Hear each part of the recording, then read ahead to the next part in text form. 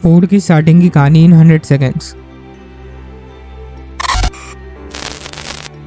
देखो, जो Henry Ford थे उनका जन्म 1863 में हुआ था और उस टाइम पे ज्यादातर लोग फार्मिंग ही करते थे और हेनरी फोर्ड को फार्मिंग में जरा भी इंटरेस्ट नहीं था। उनको इंटरेस्ट था मैकेनिक्स और मशीनरी में। बचपन से ही वो स्टीम इंजन के बारे में बहुत क्यूरियस थे। वो स्टीम इंजन को रिपेयर किया करते थे एंड वो as a steam engineer quite famous थे अपने पूरे टाउन में। 1889 में क्या हुआ कि एक बार उनको गैस इंजन देखने का मौका मिला।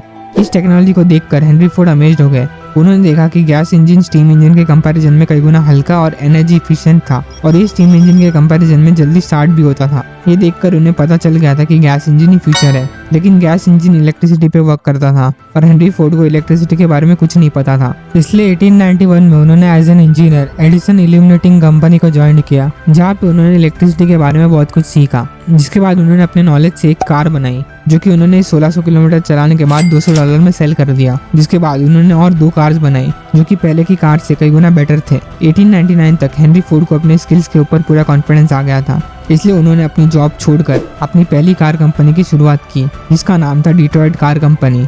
डिट्रॉइट कार कंपनी बुरी तरीके से फेल हो गई।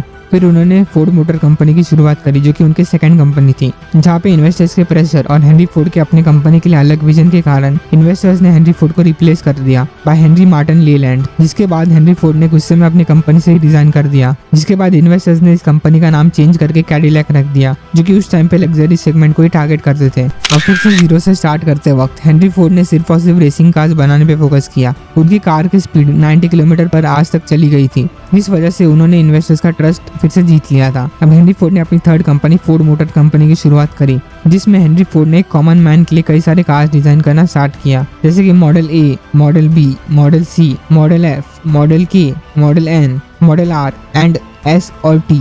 उन्होंने ऐसे कई सारे मॉडल्स बनाए जिसमें से मॉडल टी सबसे फेमस था। अब बाकी कंपनी से कम्पीट करने के लिए हेनरी फोर्ड ने वेरियस स्ट्रेटेजीज का यूज किया। पहले तो उन्होंने डिवीजन ऑफ वर्क की मदद से एक कार बनने के प्रोसेस को कई हिस्सों में डिवाइड किया और हर एक वर्कर को कुछ स्पेसिफिक टास्क करने का ही काम दिया। दूसरा, उन्होंने एक स्लॉटर हाउस से इंस्पायर होकर असेंबली लाइन का कॉन्सेप्ट को अपने ऑटोमोबाइल इंडस्ट्री में अप्लाई किया। एंड उस टाइम पे फोर्ड दुनिया की पहली ऐसी कार कंपनी थी जिसने असेंबली लाइन के कॉन्सेप्ट को इंट्रोड्यूस किया था। ये 2 चीजों ने फोर्ड की कार प्रोडक्शन की स्पीड को कई गुना बढ़ा दिया था और कार्स को प्रोड्यूस करने की कॉस्ट को कई गुना कम कर दिया, जिसकी वजह से उस टाइम पे फोर्ड दुनिया की सबसे बड़ी कार कंपनी बन गई और दुनिया में आधे से ज्यादा गाड़ियां सिर्फ फोर्ड की ही थी। सो ये थी फोर्ड की स्टार्टिंग की कहानी इन 100 सेकेंड्स।